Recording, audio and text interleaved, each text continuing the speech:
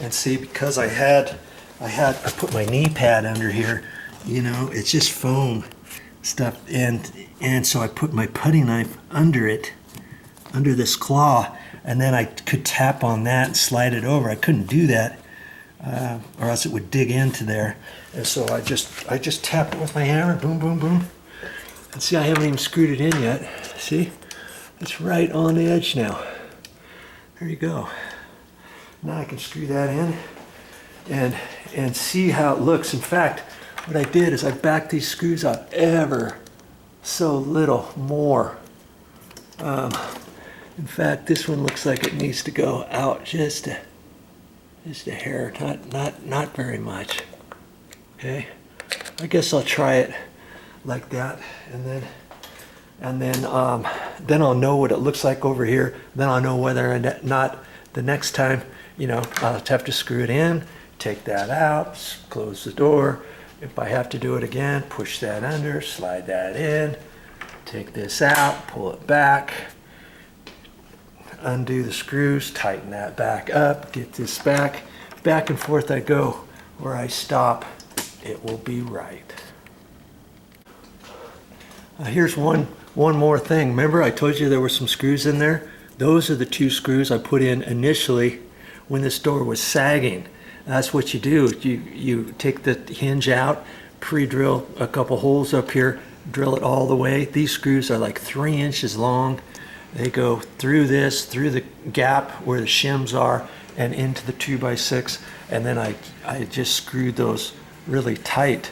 And I loosened them up a little bit, but you know, I still got them snug. This is all gonna hold tight so that this door jamb is not gonna sag anymore in the future. And I always do it here, that way when I put this back you don't see those screws. I used to, in residential, whenever something was sagging years ago, I'd take an 8 galvanized 8-penny nail right here, hammer it in, and then check it, hammer another one in, countersink it, put some caulking over it, white caulking.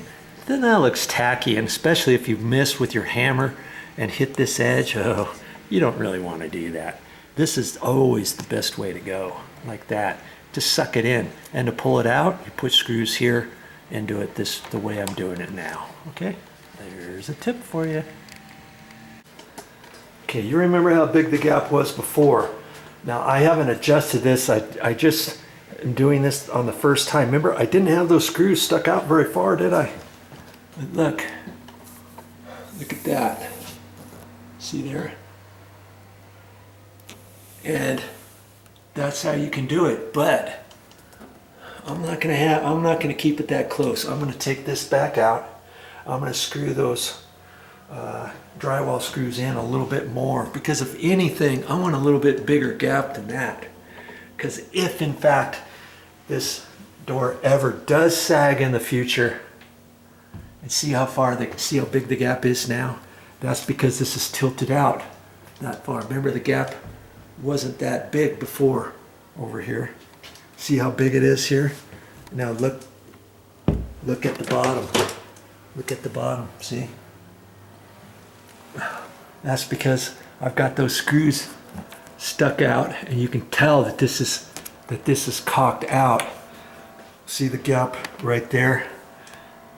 How I got about an 1/8 gap there. Now look down here. See? This is tighter, right? But I'm gonna loosen. I'm gonna take that out, and then I'm gonna tighten up those drywall screws so that they're snug to the wood instead of sticking out. They're only stuck out at 1/16 or so, or less, and I can feel the little ledge. See right there? And that's how you can fix some doors if you have an issue like this. Okay, normally, like I say, doors have a tendency to sag, not a big gap up there. Okay, so the way I go fixing it, I'll put this back, I'll prop that back, take that out, screw the hinge, screw those drywall screws in further snug so that they're just the head is protruding out of the wood underneath here, and then tighten this back up, and then I think I'm going to call it good, because if anything, I want a little bit bigger gap than that, but not as much as I had to begin with, okay? Time to get busy.